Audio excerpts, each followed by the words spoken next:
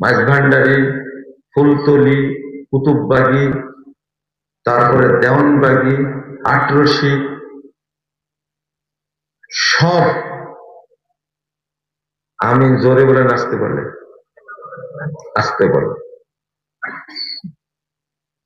গানটা আগে লেখার দরকার ছিল না?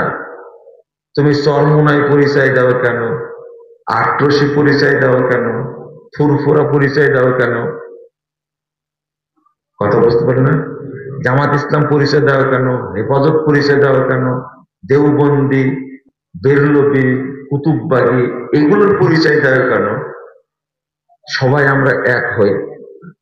গানটা কি এরকম হওয়ার দরকার ছিল না? গানের মধ্যে কথাটা ছিল? কেন ছিল না? আমিন বলে অল্প কিছু মানুষ জোরে, আর বাকি সবই তো আসতে বলে, তাই না?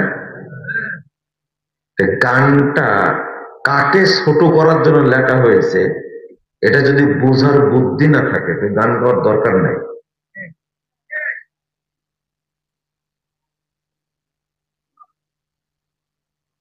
শিল্পী মশিউর রহমান,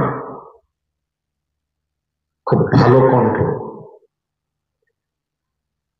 অনেক আগে একটা গান আমাদের ছেলেরা বলতো, রোজ বিহানে একটি পাখি আল্লাহ আল্লাহ ডাকে, তাই না? আমার সুরও নয়, গান গাইতেও জানি না, তবে এই গানটা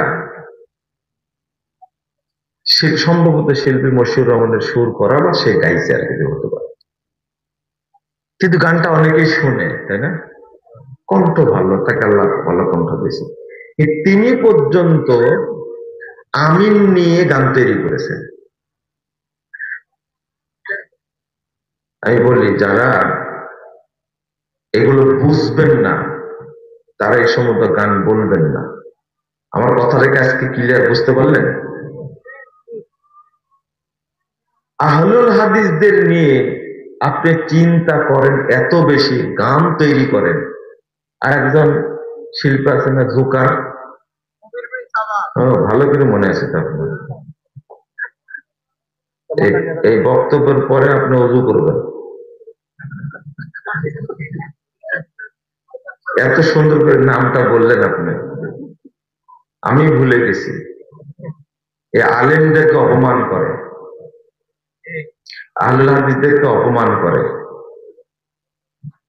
নাউজুবিল্লাহ, আস্তাগফিরুল্লাহ, আস্তাগফিরুল্লাহ। এটা জোকার, জানি না সে কি করে। এটা জোকার দিয়ে আলেমদেরকে গালি দেওয়া হয়েছে। আপনি এদেরকে কোনোদিন মানে নসিহত করে পারবেন না। আল্লাহ এদের অন্তর থেকে সব নষ্ট করে দিয়েছে। না হলে আলেমদেরকে বলে শিক্ষিত শয়তান, বলেছে এটা। কিন্তু শোনেন, আমি একটা প্রস্তাব দিই, এইভাবে, হেফাজতের ভোট বেশি, তাই না? সারা দেশে তবলিগের ভোট বেশি, তাই না? চরমোনায়ের ভোট বেশি। তাদেরকে তেল মালিশ করেন না একটু? তারা যেন আপনাকে ভোটটা দেয়। আহলে হাদিসরা কয়টা? কোন জায়গাতে আহলে হাদিসের ভোট পেয়ে বাংলাদেশের কোথাও কেউ এমপি হতে পারবে? সম্ভব? সম্ভব না। তা আপনি এদেরকে নাড়াচাড়া করেন কেন? আমার তো বুঝে আসে না। জান, হেফাজতের আমিরের মুখে একটু টেপ মারিয়ে দেন। উনি যে বলছেন যে জামাত ইসলাম কোন ইসলামী দল না, বুঝেন এই কথা? আবার চরমোনাই কি বলছে?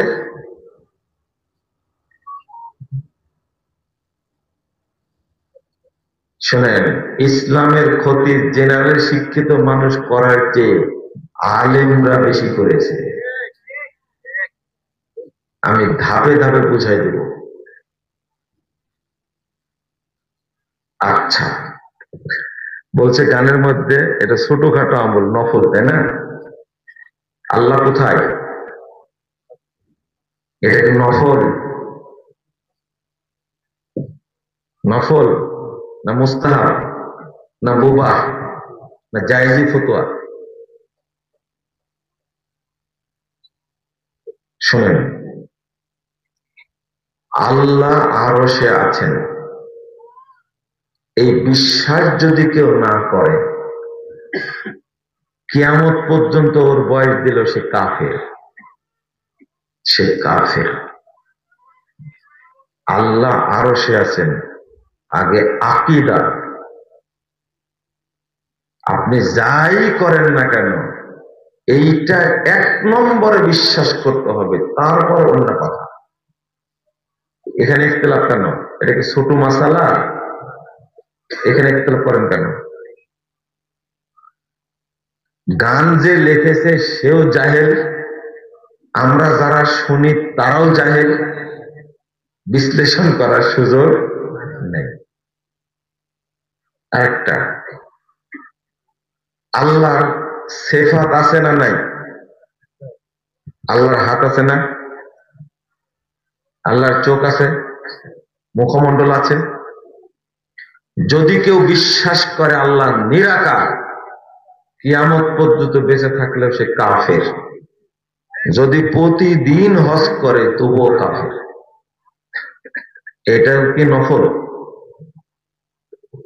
এটা কি মুবাহ মুস্তাহাব? বুঝেননি মনে হয়?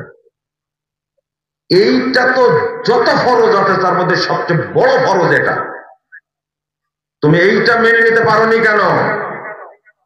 আমিনে আগুন ধরাইছো কেন? বুকে হাত বাঁধবো কে নাভির নিচে হাত বাঁধবো, একে আগুন ধরালে কেন? তুমিও জানো আল্লাহ সর্বত্র বিরাজমান, তোমার হুজুরও জানে সর্বত্র বিরাজমান, তুমি এই জায়গায় কাফের হয়ে বসে আছো, আমিনের পিছনে লাগলে কেন তুমি? আহলুল হাদিসরা মাসালা নিয়ে কথা খুব কম বলেন, আমলি মাসালা নিয়ে কথা খুব কম বলে, আকীদা এবং তাওহীদ নিয়ে বেশি কথা বলে। অন্তত আমি বলি, আমি বলি। ওই ইমামের পিছনে নামাজ পড়েন কেন আপনি? যে ইমাম বিশ্বাস করে আল্লাহ সর্বত্র বিরাজমান, ওর পিছনে কিয়ামত পর্যন্ত নামাজ পড়লে নামাজ বাতিল। ইমাম ইবনে বাসকে জিজ্ঞেস করা হয়েছিল, বয়স হয়ে গেছে 90, দাড়ি পেকে গেছে, মাজা বাঁকা হয়ে গেছে, সারা জীবন তাবলীগ করার পরে এখনো বিশ্বাস করে আল্লাহ সর্বত্র বিরাজমান। রাসূল সাল্লাল্লাহু আলাইহি ওয়াসাল্লামের যুগের একটা রাখালের আকীদা যা, 90 বছর বয়সী আলেমের আকীদা তার চেয়ে বেশি খারাপ। আপনি বলবেন যে কেমনে? এর উপরে কেন? নামাজ পড়া কার উদ্দেশ্যে বলেন তো? আর ভোট দিবেন কার উদ্দেশ্যে? সব সব আলোর উদ্দেশ্যে। আল্লাহ কে বুঝেননি মনে হয় না? হজ করেন কার উদ্দেশ্যে? যাকাত দেন কার উদ্দেশ্যে? সিয়াম পালন করেন কার উদ্দেশ্যে? তাকেই তো চিনেন না আপনি। আপনি দান খায়রাত সবই করছেন বাপের নামে, কিন্তু পরে খোঁজ নিয়ে দেখছে ওর বাপকে সেটাই জানে না। এবং যারও সন্তান আছে না এরকম আছে, আরে মেডিকেল থেকে বাচ্চা কোলায় নিয়ে আসছে, মানুষ করছে সে, হয়তো বৈধ বাচ্চা, আমি অবৈধ কথা বলিনি, বৈধ বাচ্চা, কিন্তু পড়ে পাওয়া বাচ্চা মানুষ করছে। খুঁজতে যে বাপ মা উভয়ের ডিএনএ টেস্ট করেছে, করার পরে দেখে এদের বাচ্চাই নাই। ও কি দান করবে কার জন্য? ওকে বুঝবে যে এটা আমি যারও সন্তান না, বৈধ সন্তান। আপনি যাকে ইবাদত করবেন, যার জন্য সবকিছু করবেন, আপনারা কি করছেন ওখানে বসে থেকে? অনেক সময় থেকে ডিস্টার্ব করছে এরা।